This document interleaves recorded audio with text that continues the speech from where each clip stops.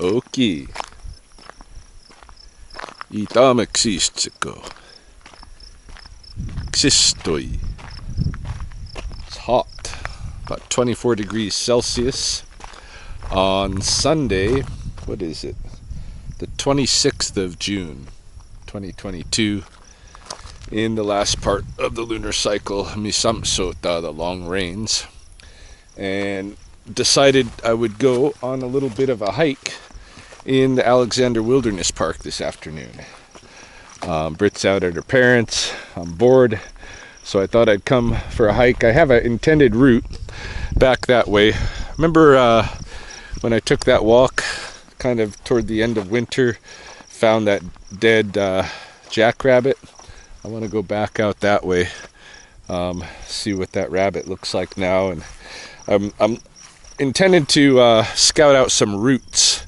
Hey, I've got students that are interested in learning to dig moss, and we went out by what is it called, Sunset Acres last week, where I used to find lots of moss and dig moss, and there wasn't any that we encountered. So I'm going to see if there's any out this way. I know Cottonwood Park has a bit, but I also just want to kind of learn more about Alexander Wilderness Park here. And I was noticing as I was driving in, how kind of lush certain areas are down here, because it's down at the bottom here, there's a lot of moisture. There's even some pools of water. In some parts of the season there's a little stream, and it kind of got me thinking, I wonder if maybe there could possibly be any sweetgrass in this ditch. I still have yet to find anywhere in Lethbridge with sweetgrass growing like it does on the Blood Reserve. And I don't know if that's normal, that we're just too far kind of away from the mountains at this point. But I don't know. But you think in a place with this much moisture, there would, if there's a possibility there could be sweetgrass, there'd be some. So I'm going to scout out just a little bit up here, see if I encounter any, and then if not, continue on with my plan, kind of going over the coulee ridges down into the park and back up this way.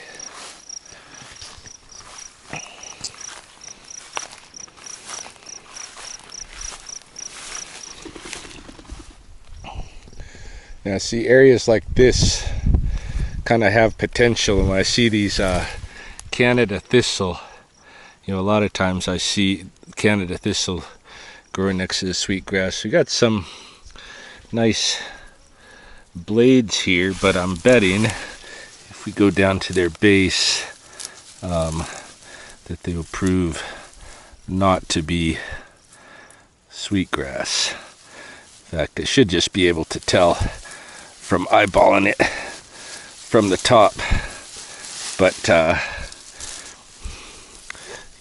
another way is to go down at the base and see whether there's kind of a purple hue to the base of the and whether there's any what do you call them, there's kind of nodes on the stem. Yeah, like this one here, for instance. I broke it off at that node, which it wouldn't have if it was sweetgrass. So this stuff is not spatsimo. Yeah, if it has any of those little elbows down there, it's not sweetgrass. Okay?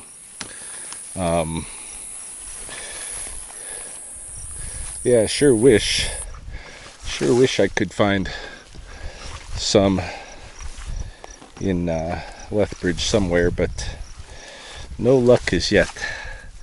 Yeah, look at these nice, like it looks like stuff like this is kind of a sweetgrass look-alike, but you go down to the base. See, it's got the elbow there.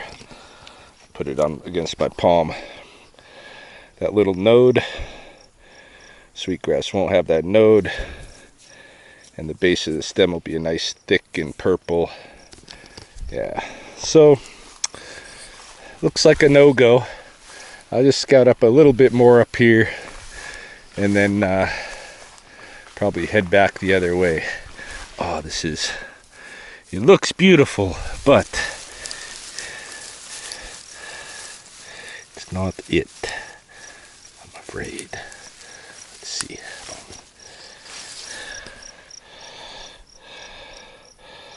Yeah, negative.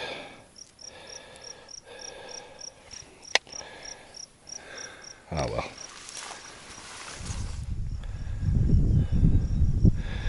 I checked this whole draw, which is what was catching my eye as I was driving in, because it just looks so lush, especially around those pools and such. But no dice. All different species of grass, no sublime. So I should try to learn what those other species are named and learn how to identify them a little bit easier just by glance, you know, so I don't have to go down looking at the base and checking for nodes, and all that's a little bit goofy.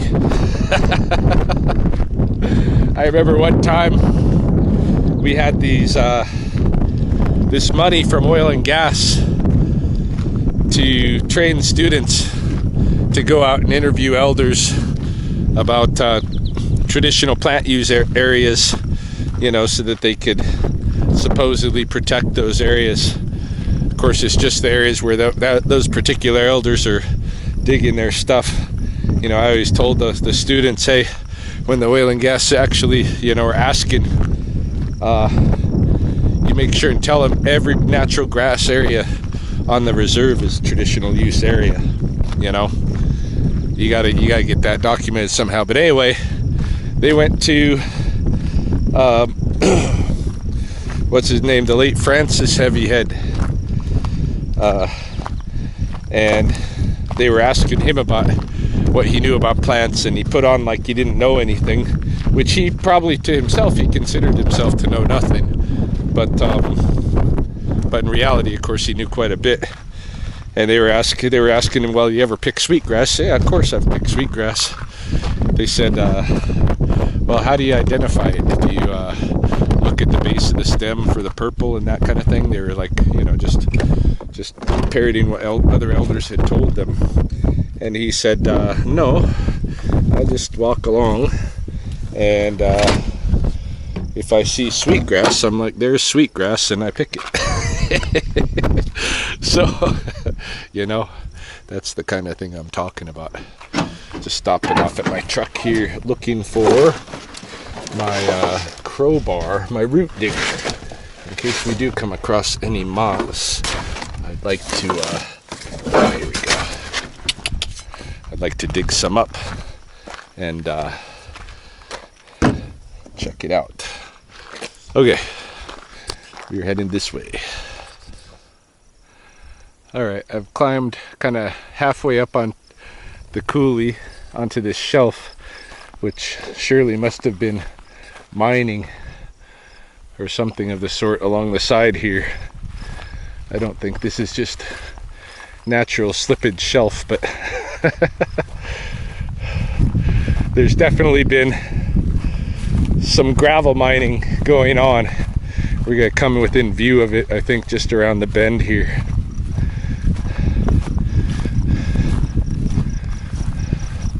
Well, maybe not quite yet. Nice view any case. Looks like somebody's been poking around here, breaking up rocks looking for fossils. That looks like old riverbed to me, you know. Not really the best fossil grounds, but there'll be, you know, the odd thing in there that was just in the being tossed around in the river to begin with. Yeah, look at this view. Oh yeah, I took off my shirt. I decided it was warm enough and I'm pale enough. It's time to let myself get some vitamin D, you know. Well, let's see what's over this hump here. I bet now we'll be looking into the crater of an old mine.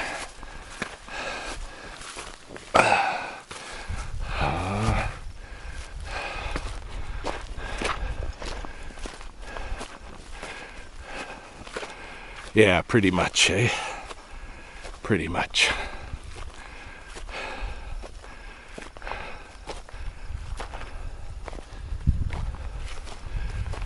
Still cool terrain to explore.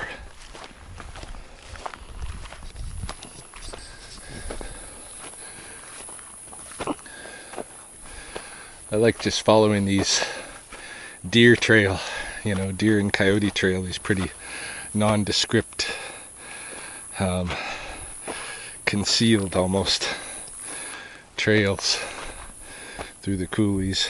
Although you look from a distance, you can see the little lines, you know. Yeah, just climbing up and down slopes, looking for roots. Might, if I'm lucky, also bump into, what's it called? Ground plum in Blackfoot. Bitziks in Oas, and the snake food, which is our kind of local peppers. They grow out here on these coulee slopes, the dry coulee slopes, but I don't know if I'm gonna bump into any. Oh man, it's beautiful out here.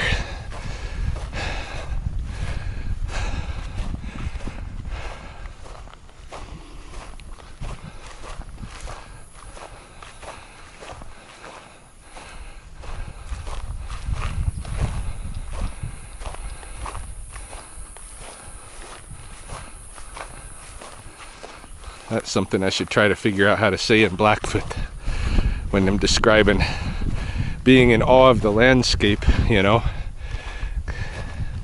because I don't think it's the same as talking about beauty like you do with people, which is more like saying it's a light, eh? They're illuminating. Wow.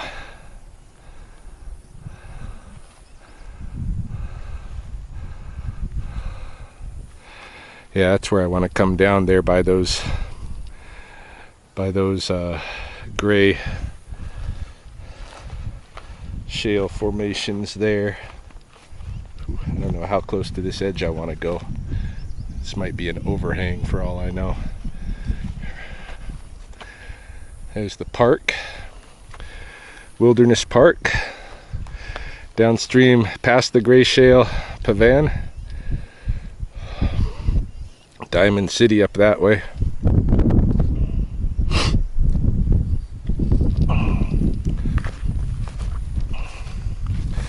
Lots of good hiking.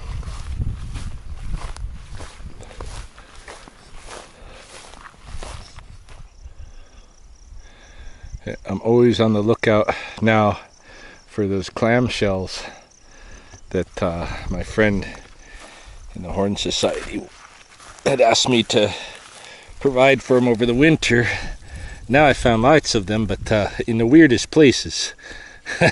For sure, there was a bird must have dragged this one up here and deposited it.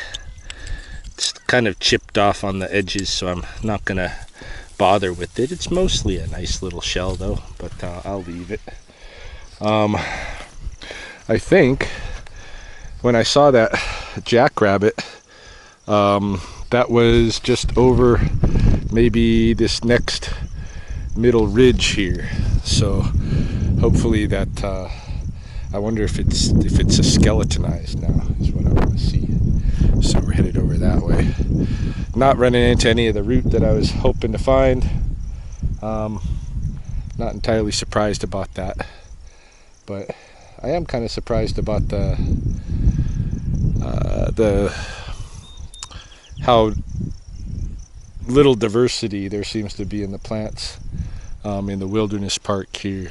You know, these slopes, if you go a little bit more toward the foothills, the coulee slopes on the St. Mary's and such have just so many other species represented. But oh well, I shouldn't complain. This is just right amazing scenery, this is, eh? So nice hike, any case. I always thought these things were pretty cool. These kind of sage galls that look like round balls. Whoop. The ants are mad because they have some aphids harvesting on these sagebrushes right now. So, oh, but look at that. Isn't that cool? I'm going to experiment with that. See if it has any of the kind of properties of sage, like the smell if you burn it. It's an interesting little artifact that it's insect produced. It's insect's engagement with the plant that does this, but I'm not quite sure what the insect is, and I'm not quite sure what this gall, what can be done with it. So I'm gonna play with it, take it and play with it. Might be another one here too. Let's see. Yeah, it looks like there's another one right in here. It's a whole, like, this plant's got a whole, like, batch of them along there. Maybe just this. Well, maybe I'll just take this one for now. No reason to be collecting if I don't even know if I'm gonna make any use of them. But if they can be burned like an incense ball, that's interesting. We'll see. Got to admit, looks like I'm going 0 for 4 so far today. I came down by the gray shale, but did not see the rabbit, nor did I see a location that reminded me of when I saw the rabbit, which was around Easter. So I'm kind of backtracking now up the coulee that I followed that Easter week, and I'll see if maybe not too far up this trail is where the location looks familiar. I don't know. I won't go too far along searching for something, but yeah, so far no sweetgrass, no moss, no snake food / ground plum, and now maybe no rabbit. We'll see. What do we have here? Is this a Jerusalem cricket carcass, or what is going on here? It's an exoskeleton. Oh, it looks like maybe a cicada. Yeah, it's the cicada. Cute.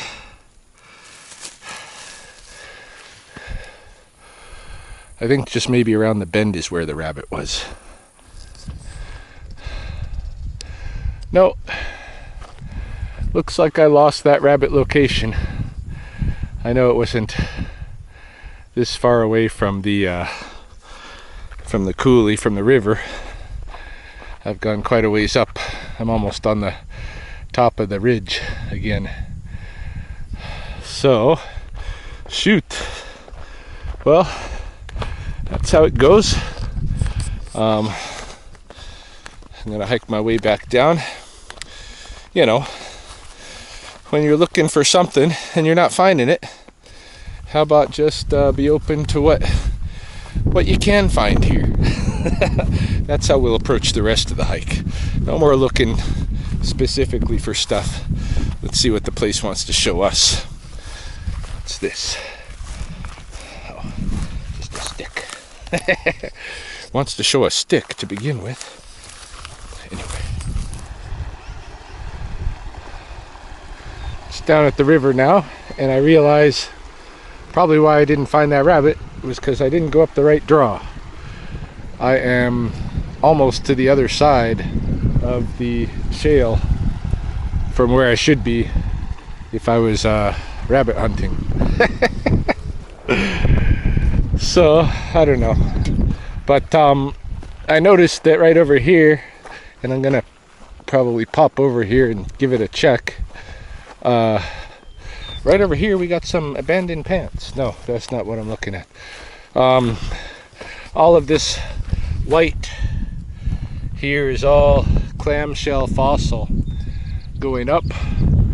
So I'm just going to poke my head over this saddle here and see whether or not there's any good fossil beds worth exploring.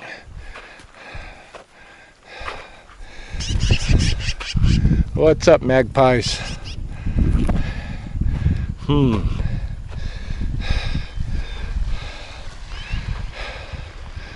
I don't know. I think I'm going to go up and over rather than trying to scale my way along the shale, which can sometimes be slick and dangerous. And yeah, go up and over, see what we encounter over that way.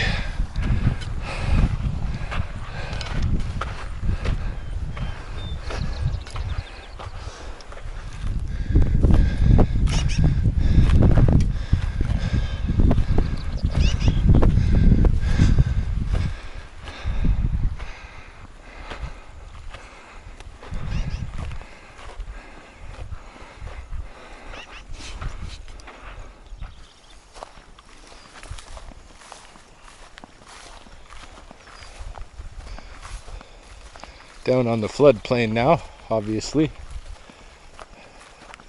and just going to take a little hike along the edge here, back up toward the parking lot. I don't have, like I said, don't have any more agenda, but I'm getting kind of worn out too. I'm about ready to call it an afternoon. Already had a walk and talk this morning, and with this hike added on, you know, that's 6 or 7 kilometers of up and down coulees that I've done today, which on pretty low fuel. So I think it might be a wrap. See if we encounter anything between here and the parking lot. Sure is, again, really nice, beautiful scenery down here. With it being all green and summer like this, I enjoy having these very separate seasons.